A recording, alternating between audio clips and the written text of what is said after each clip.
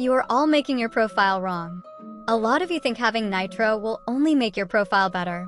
But first, set a good PFP. You can get one easily from my Discord server.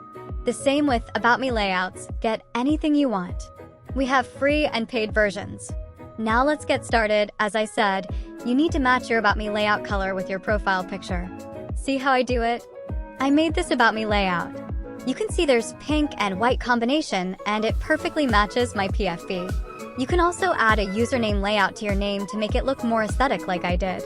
If you're interested in adding avatar frames, you can get it here for free. Sometimes you just need to watch a trailer video, but most of the time you have to play game for certain time. Now if you're wondering where I got all the fancy symbols from, well, there's one channel in my server. Seriously, you just need to join my Discord server and get everything ready-made. You don't even need to lift a finger. Also, I want to thank you all for your immense support as this YouTube channel has crossed over 8,000 subscribers. Let's continue to grow. This year, my plan is to get 10,000 subscribers.